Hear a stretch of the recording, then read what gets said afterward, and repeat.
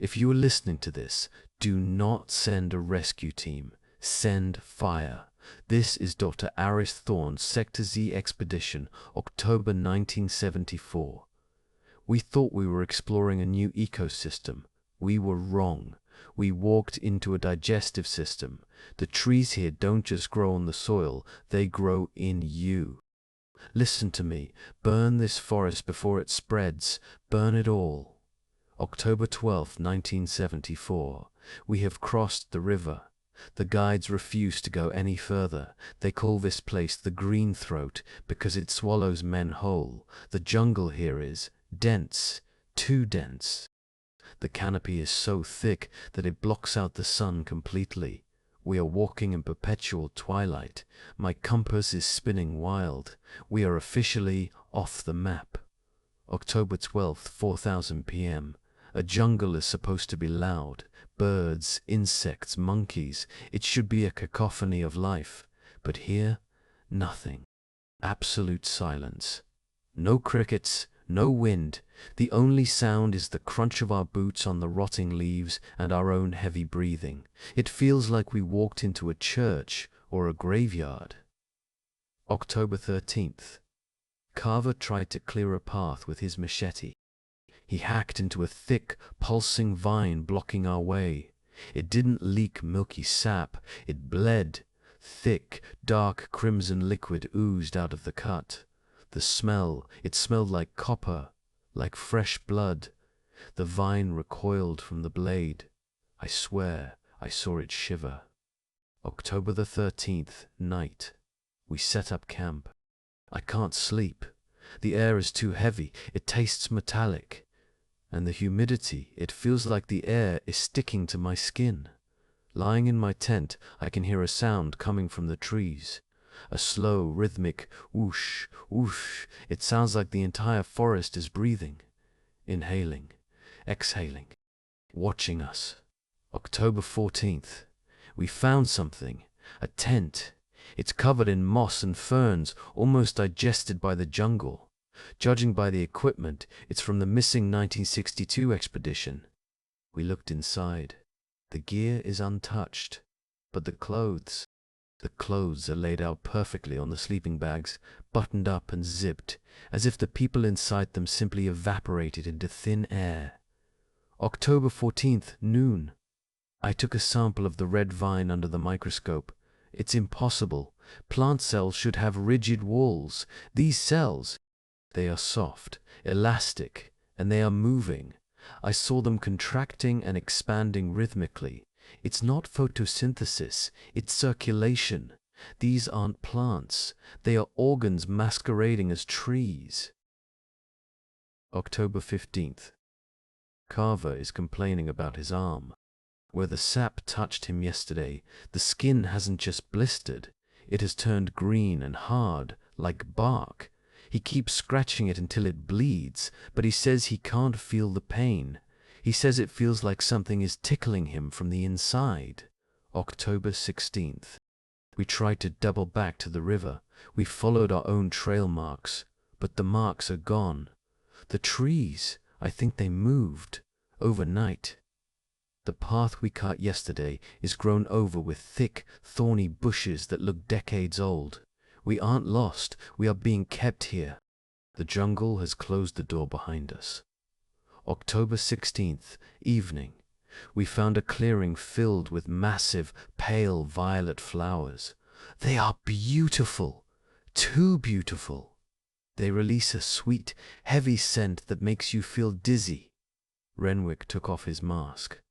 He stood there, smiling, taking deep breaths. He said it smelled like his mother's perfume. I had to drag him away. His pupils were fully dilated. October 17th. Carver woke us up screaming. He was coughing violently, clutching his chest. He fell to his knees and retched. When he pulled his hands away from his mouth, it wasn't blood. He coughed up a handful of wet green moss and a single small white flower bud. It's in his lungs. It's growing inside him. October 17th, noon. Carver isn't speaking anymore. He is just staring up at the thick canopy, squinting, desperate for light. His skin has turned a sickly, translucent green. I offered him water, but he knocked it away. He sat in a patch of filtered sunlight, and I saw his veins darken. He was absorbing the light, feeding on it. October 18th, we woke up to a nightmare. While we slept, the vines crept into our tents. I woke up with a thin, thorny tendril wrapped tightly around my ankle, dragging me inch by inch towards the tree line. It took two of us to cut it loose. It screamed when we severed it, a high-pitched tea kettle shriek. October 18th, 2000 p.m. Carver collapsed. He is suffocating. The moss is blocking his windpipe. I had to try. I sterilized my scalpel to perform a tracheotomy, to give him an airway. But when I cut into his throat, there was no blood. Only a thick, clear sap oozed out, and the smell of fresh-cut grass filled the tent. October 18th, 2010 p.m. I looked inside the incision. God help us! His trachea is gone, replaced by a woody stem. The roots. They are wrapped around his collarbone, weaving through his muscles. He isn't human anymore. He is a garden in the shape of a man. He looked at me, his eyes now entirely black, and whispered one word: fertile. October 19th. Renwick is gone. I was distracted with Carver's body, and Renwick just walked away. I found his boots at the edge of the clearing. He walked barefoot into the jungle. I can hear him laughing in the distance. He's calling my name, but it doesn't sound like him. It sounds like a parrot mimicking a human voice. October 19th, noon. I heard a wet tearing sound from the tent. I looked back at Carver. He didn't die quietly. His chest, it burst open. Ribs cracked outward like opening petals. And from his chest cavity, a massive, vibrant red flower bloomed instantly, releasing a cloud of golden spores into the tent. I grabbed my pack and ran. I couldn't breathe that air. It was thick with seeds. October 19th, 2000 p.m. I am alone, running blindly through the undergrowth. The jungle knows I am the last one left. Roots are shooting out of the ground like tripwires, trying to snare my ankles. Branches are swinging at my face. This isn't biology anymore, it's aggression. The forest is angry that I haven't joined the soil yet. October 19th, evening.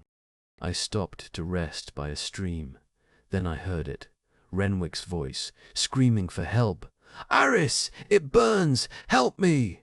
It sounded like it was coming from everywhere, from the trees, from the water, from the sky.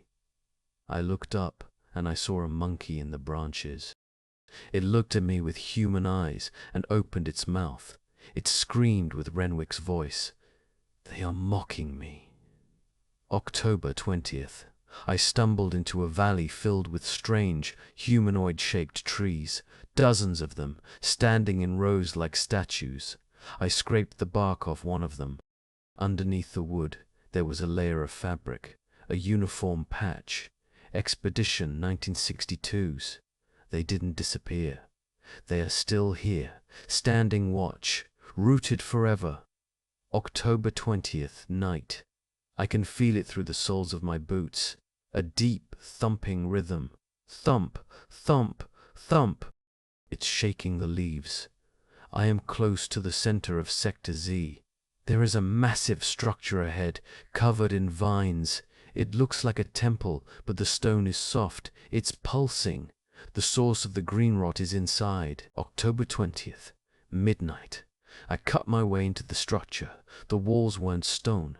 They were made of woven roots, tight and hard like muscle fibers. When I slashed through the outer layer, warm air rushed out. It smelled, humid and sweet, like overripe fruit rotting in the sun. I stepped inside. The floor is soft, spongy. I am walking inside a living organ. October 21st, 1000 a.m. The walls are lined with cocoons, massive pods made of translucent leaves. Inside them are animals, jaguars, snakes, birds, all sleeping, all mutating. I saw a jaguar with flowers growing out of its eyes. This place isn't killing them, it's changing them, repurposing them to serve the forest. October 21st, 1030 a.m. My gas mask, it's clogged. The filters are choked with thick green moss. I can't breathe through it. I have to take it off. Sound of mask unclipping and heavy coughing. The air tastes sweet. Too sweet. It burns my throat. I can feel the spores settling on my tongue like dust. I am compromised. October 21st, 2000 a.m. I found Renwick. He is fused into the wall of the main chamber. Half of his face is still human. The other half is bark. He is still alive. His eye followed me. He tried to speak, but a vine is growing out of his mouth. He is crying, but his tears are thick white sap. He is becoming part of the architecture. October 21st, 3000 a.m. I looked at my hands. The veins in my wrists aren't blue anymore. They are vibrant green, and my skin, it feels dry, flaky. I scratched my arm, and a small piece of skin peeled off like dead bark. Underneath, it wasn't raw flesh. It was wood, smooth, polished wood. I am turning. October 21st, 3003 a.m. I reached the center of the chamber. There is no throne here, only a massive beating heart made of twisted roots and red flowers. It's suspended from the ceiling, dripping thick nectar into a pool below. It's mesmerizing. I can hear it singing, a low humming lullaby that makes my eyelids heavy. It wants me to sleep. October 21st, 4000 a.m. I tried to run back to the entrance, but my legs, they wouldn't move. I looked down.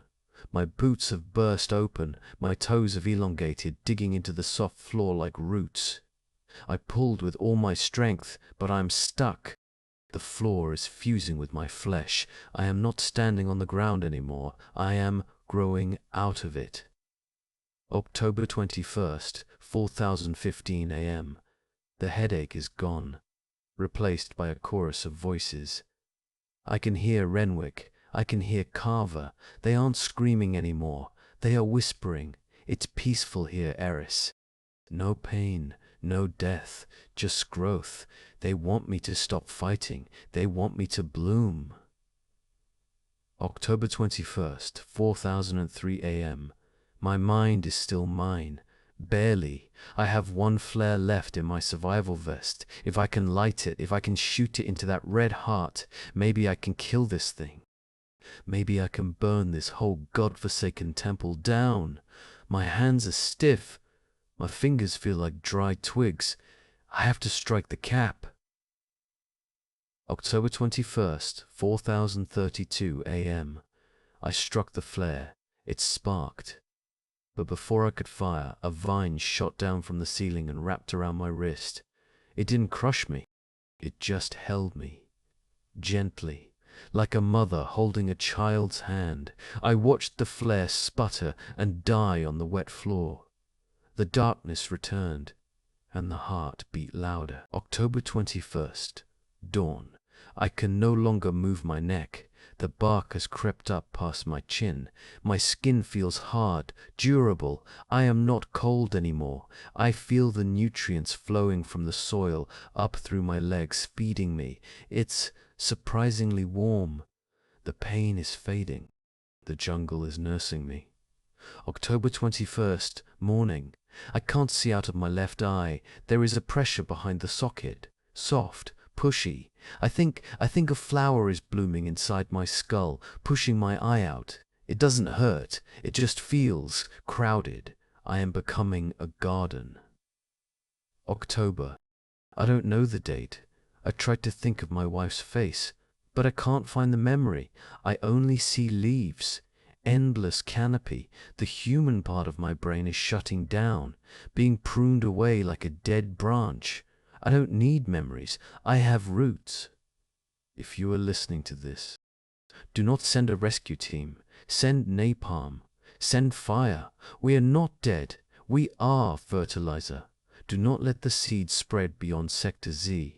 If this jungle crosses the river, it will eat the world. Stay away. Stay away. The sun is up. I can feel the photosynthesis starting on my skin. It's beautiful. I am tired of talking. I just want to grow. Goodbye. Sound of a wet cracking noise, as if a jaw is breaking to make room for roots, followed by the ambient sound of the jungle buzzing louder and louder until the tape cuts to static. October, unknown. I didn't die. I can't die. I can't die. The sap, it keeps my heart beating. I am trapped inside a statue of wood and meat. The recorder is stuck to my chest by the vines. I can only move my tongue. I am screaming inside, but outside I am just a rustling tree. Ants. Thousands of huge red ants. They're crawling all over me. They aren't biting. They are farming me. They are taking the sap from my eyes, the pollen from my chest. I can feel their tiny legs on my exposed nerves. I am not a scientist anymore. I am a food source. I can see without eyes. The roots gave me a new vision. I can sense the vibrations of the whole forest. I can feel Carver. He is 50 feet away. He is in pain too. He is signaling me through the soil. He is begging me to stop thinking, to just let go. But I can't. Sound. Not insects, not wind. A rhythmic chopping sound from the sky. Thwop, thwop, thwop. It's a helicopter. A rescue bird. No, no, you idiots. I told you not to come. If you land here, you feed the forest. Go back. Turn around. They didn't hear me. I felt the ground shake as they landed in the clearing. Men in orange suits, gas masks, flamethrowers. They think they are prepared. I can sense the roots beneath their boots moving, waiting. The jungle isn't attacking yet. It's letting them walk right into the stomach. A soldier is standing right in front of me.